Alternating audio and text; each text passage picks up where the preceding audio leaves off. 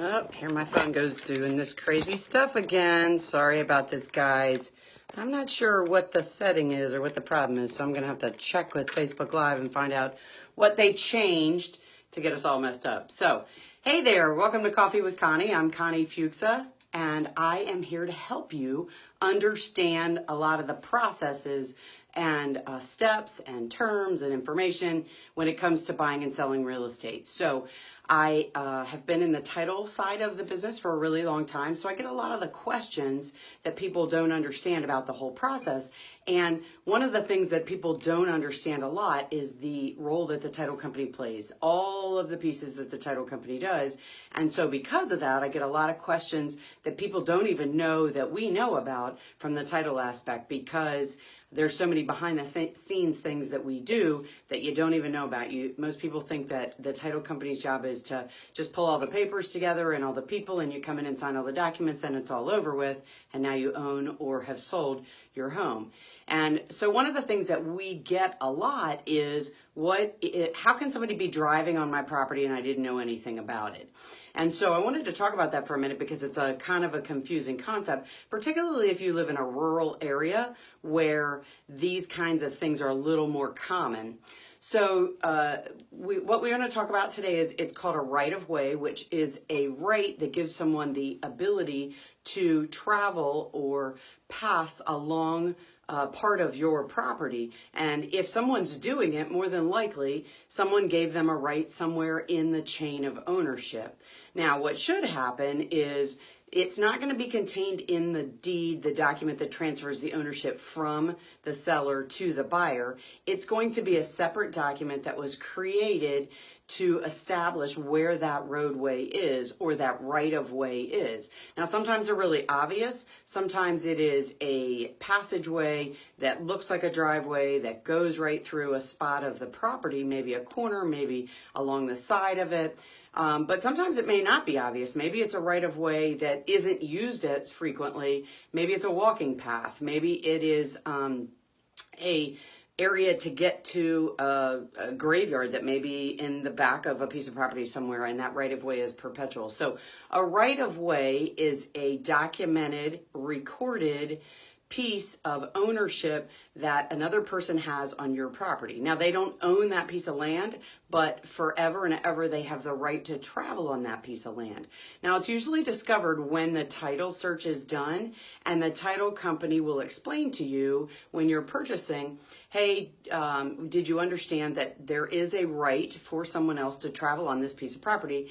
And in order to know exactly where it is, you need to have a survey done. And we've talked about this many, many times. Having a survey done on the property that you're purchasing is crucial. It's not required.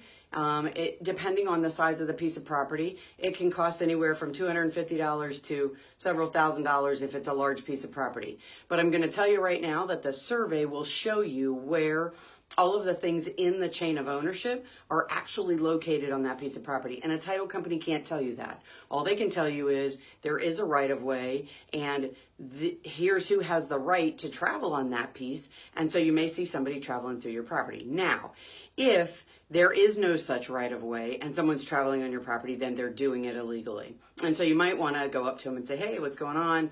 And they may think that they have a right-of-way and they don't. Or maybe it is established somewhere and was never legally created. And so you need to defend that to make sure that the person knows, hey, that is not really located on my property, even though you may think it has been, and you've been traveling that all along. Again, another reason to get a survey, because then you can determine exactly where that right-of-way is. Maybe it's on another piece of property that you don't own, and so when the survey's done, it doesn't show where it is, but it shows where it's not, and it shows that it's not located on your property. So when you hear the term right-of-way, a right-of-way is the right for someone else to access part of your property, and it's typically defined in a description that describes exactly where it's located and who the original grantors or people that gave that right and who they gave it to. Maybe it's just to the next door neighbor. Maybe it's to the neighborhood. Maybe you live in a neighborhood that has a playground that the only access to that playground is through your property. Or maybe you live in a waterfront community that there is access to a boat ramp that is that they have to get through your property to get to. So there's a lot of different forms of what that right of way looks like. But what I say to you is, one, the title company should explain to you that it's there when you go to purchase that property. And two, another really good reason to always get a survey of the property you're purchasing. I don't care if the seller has one already. You need to have a surveyor that goes out and determines where everything is right now, because some things may have changed from when that seller originally purchased that property, and you want to be able to see that what you're purchasing is what's really there in front of you. So a right of way gives somebody else the right to travel on your property.